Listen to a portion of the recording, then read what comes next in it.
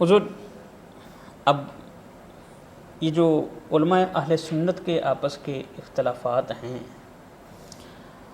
اور یہ جو عوام الناس میں انتشار کا باعث بنتے جا رہے ہیں، یعنی بڑے زیرک اور پڑھے لکھے جن کو ہم کہتے تھے، سمجھتے تھے، اور جن کا آپ کہہ لیں کہ ایک چہرہ ہمارے سامنے بڑا سمجھدار نوعیت کا تھا، وہ اب آن کیمرہ ایک دوسرے کو نام لے لے کے گالم گلوچ، میں کسی کا نام نہیں لے رہا، آپ بخوبی واقف ہیں، سننے والے بھی بخوبی واقف ہیں، ایک دوسرے کافر اور گالم گلوچ کہہ رہے ہیں۔ اس کی ایک تو ہمیں وجہ بتائیں، اور دوسرا اس کا تدارک کیا ہے، یہ کام رک کیسے سکتا ہے؟ یہ سوشل میڈیا نے تو جو کرنا تھا وہ تو کر رہا ہے، لیکن ہم بات منہ سے نکالتے ہیں تو سوشل میڈیا اس کو پک کرتا ہے۔ جب ایسے علماء پیدا ہو جائیں گے جن کو قرآن پاک کا صحیح فہم بھی ہوگا اور صحیح سنت کا بھی فہم ہوگا، ایک پھر ان کے اندر یہ جذبہ بھی ہوگا کہ میں نے اپنی خواہشات ترک کرنی ہے، اللہ رسول کے حکم کے آگے سر جھکانا ہے، تو 98% جھگڑے ختم ہو جائیں گے۔ للہیت نہیں ہے، پھر یہ ہے کہ جو قرآن کہتا ہے اس کا علم بھی نہیں ہے، قرآن کہہ کیا رہا ہے، اور جو مسئلہ ذہن میں آ گیا اس پر اتنی سختی سے ڈٹ گئے، جم گئے کہ ذرا سا اس سے جو اختلاف کرتا ہے اس کو کافر، مرتد، پتہ نہیں کیا کیا کہہ دیتے ہیں۔ جب تک یہ شدت ختم نہیں ہوتی اتنی دیر تک کچھ نہیں ہوگا، اور بدقسمتی سے شدت بڑھتی جا رہی ہے، ابھی یہ مزید بڑھے گی؟ بڑھے گی۔ جب قرآن کا علم کم ہوگا تو شدت بڑھے گی۔ جلسوں میں جاتے ہیں، ہمارے سامنے لوگ بچے نعرے کاٹ کے رکھ دیں گے، مار کے رکھ دیں گے، اس طرح کے نعرے سننے کو ملتے ہیں۔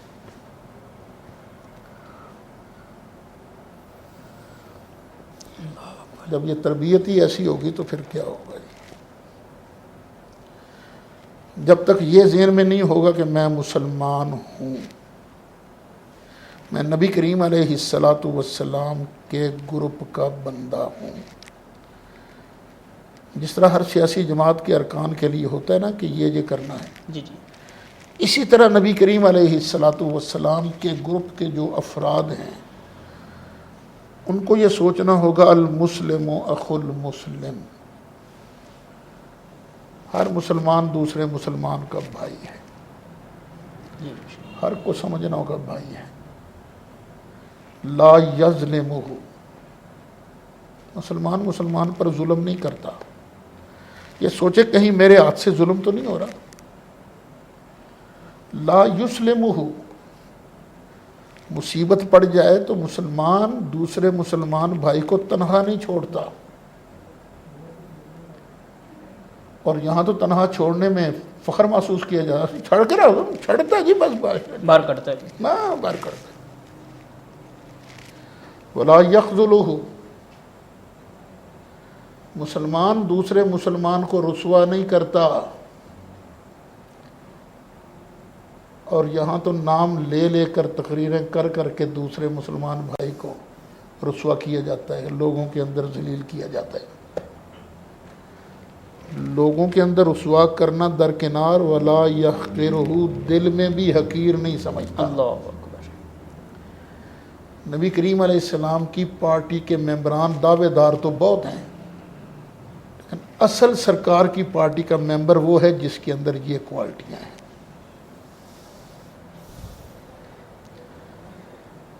حضور، پاکستان کو آپ مستقبل قریب میں کیسے دیکھتے ہیں، اور آپ کی رائے میں زمینی حقائق اور احادیث نبویہ صلی اللہ علیہ وسلم کی روشنی میں جو پاکستان کے بارے میں ہم لوگ سوچتے ہیں وہ بام عروج آپ کب تک دیکھ رہے ہیں؟ مشکل ہے، دن بدن بددیانتی بڑھتی جا رہی ہے۔ پنکچر لگانے والا سودا بیچنے والا ریڑھی پر، سب بے ایمان ہو چکے ہیں الا ماشاء اللہ۔ صوفی صرف وہ ہے جس کا داؤ نہیں لگتا، جس کا داؤ لگتا ہے وہ کم کوئی نہیں کرتا، جب جیسے لوگ ہوں گے ویسا حاکم، بس اوپر نیچے بات ایسی۔ اللہ اکبر۔ یہ تو آج کون سا سن ہے؟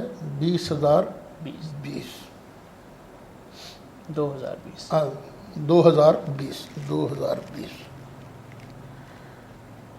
سن 70 کی اسمبلی میں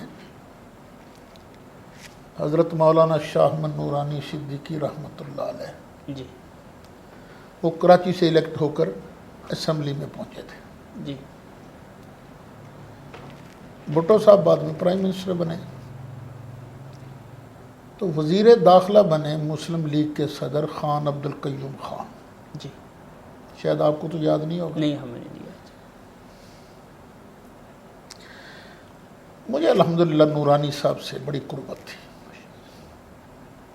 اس مدرسے کا سنگ بنیاد بھی انہوں نے رکھا ہے۔ ماشاء اللہ۔ مجھے ایک دن فرمانے لگے، بھائی وہ خان عبد القیوم خان کہہ رہے تھے کہ جو آدمی اس ملک سے کرپشن ختم کرنے کی سنجیدہ کوشش کرے گا،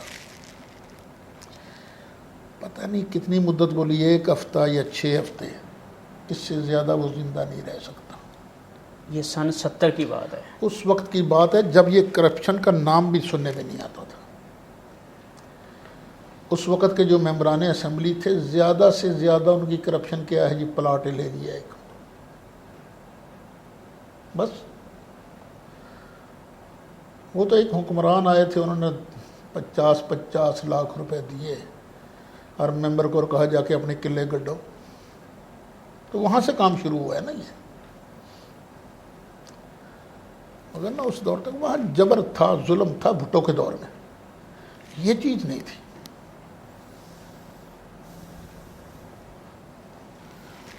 حضور، عوام اہل سنت کے لیے کو پیغام؟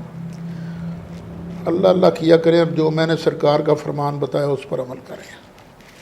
ایک پیغام ان لوگوں کے لیے جو صرف آپ کو مانتے ہیں اور آپ کی ماننا چاہتے ہیں، ان کے لیے کو حکم کو جس کا کلمہ کے دور اس دور میں جس کا کلمہ پڑا ہے نا، انہی کی بات کو مانو گے تو اچھے رہو گے، وگرنہ جوتے پڑتے رہیں گے۔ ہاں، اپنی جماعتیں جو ہیں ان تک میرا ایک پیغام ہے۔ سرکار مدینہ صلی اللہ علیہ وسلم کا ارشاد گرامی ہے، 2 آدمی سفر کو چلیں، ایک امام ہو ایک مقتدی ہو۔ 10 آدمی سفر کو چلیں تو ایک امام ایک امیر، باقی سب اس کی اطاعت کریں گے۔ سفر کرنا نظام مصطفیٰ کا، اور امیر 35۔ واہ واہ واہ۔ جب تک ان کے طریقے پر نہیں چلو گے جوتے کھاتے رہو گے۔ کیا بات ہے جی۔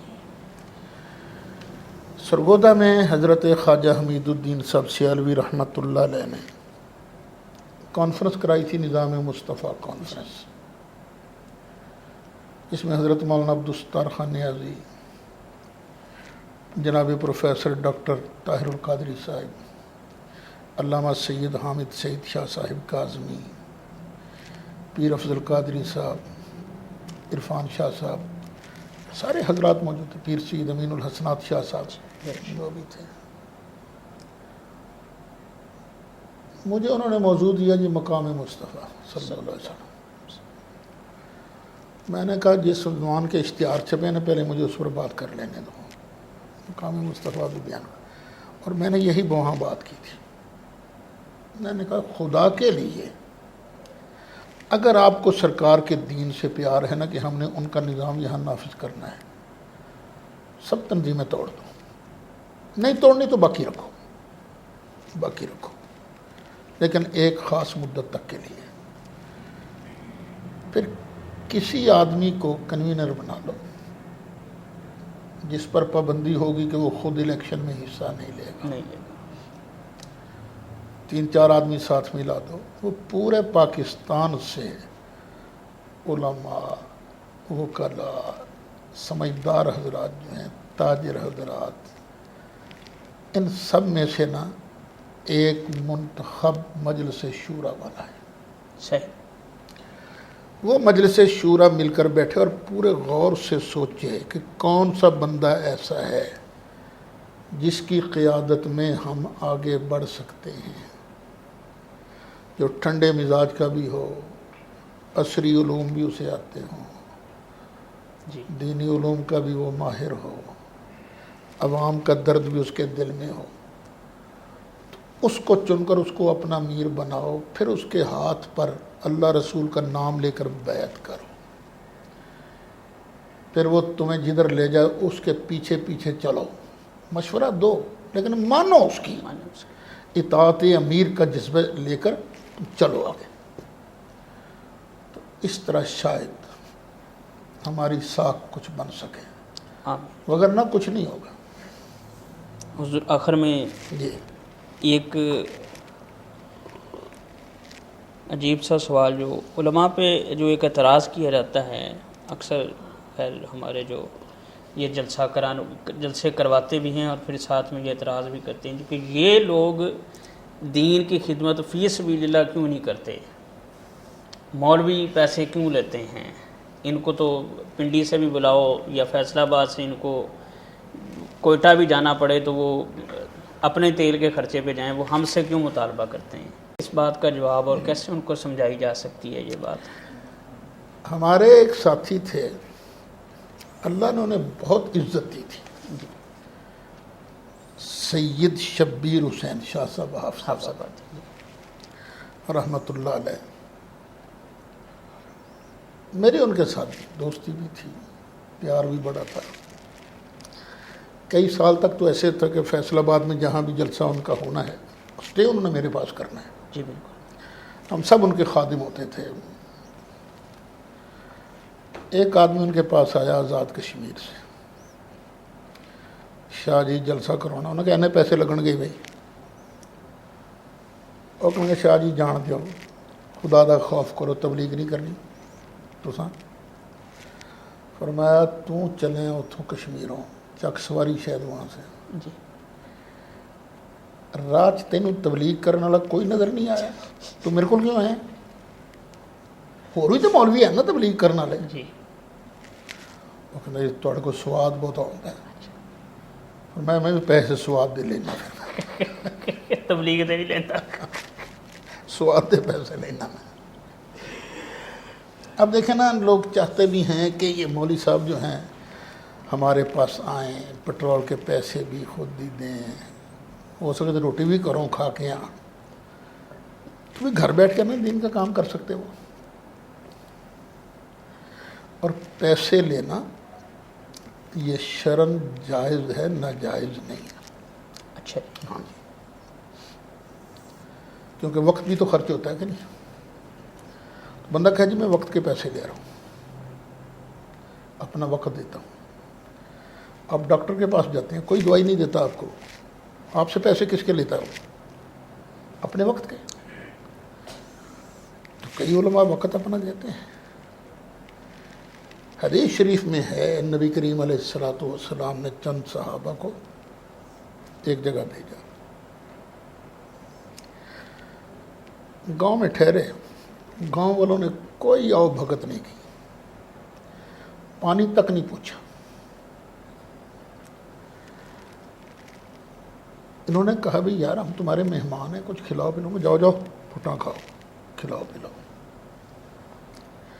اللہ کی شان، وہ جو اس گاؤں کا بڑا نمبردار تھا نا، اس کو بچھو لڑ گئے۔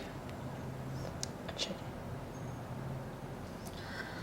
تو بچھو لڑے تو درد تو بہت ہوتا ہے نا، وہ تڑپے، وہ پھر کہنے لگے یار یہ جو مسلمان آئے ہیں نا، پوچھو، ہو سکتا ہے ان کے پاس کچھ دم ہو جس کی وجہ سے مجھے آرام آ جائے۔ شاید حضرت ابو سعید خدری تھے رضی اللہ عنہ، انہوں نے فرمایا ہاں ہے میرے پاس دم، لیکن میں مفت میں نہیں کروں گا۔ اچھا 40 بکریاں لوں گا. کیوں بھی ٹھیک ہی بیان ہو رہے ہیں نا, بولتے نہیں رہے میں 40 بکریاں لوں گا. انہوں نے کہا ٹھیک ہے جی آرام آ جائے. انہوں نے جہاں بچھو نے ڈسا تھا 7 مرتبہ سورۃ فاتحہ شریف پڑھ کے دم کر دیا, آرام آ گیا. 40 بکریاں لے لی. اب سوچ رہے ہیں کہیں ہم نے قرآن بیچ تو نہیں دیا, جی کہیں گناہ تو نہیں ہم کر بیٹھے. نبی کریم علیہ الصلوۃ والسلام کے پاس حاضر ہوگا, ساری بات عرض کی, اور میں کلو کھاؤ. لوگ تو غلط دم کر کے کھاتے ہیں, تم نے سچا دم کر کے کھایا ہے. کیا بات. مجھے یوں لگتا ہے کہ شاید ابھی بھی کچھ صحابہ کے دل میں ہوگا. فرمایا بات سنو, یہ تمہیں سورۃ فاتحہ کس نے پڑھائی تھی؟ کہا آپ نے. فرمایا میرا حصہ بھی کر دو. اللہ سبحان اللہ, میرا کیا حصہ بات. بھی دو. اپنے صحابہ کی دل جوئی کے لیے. دل جوئی کے لیے میں 2.5 حصہ چھوڑوں. تو ناجائز نہیں ہے یہ.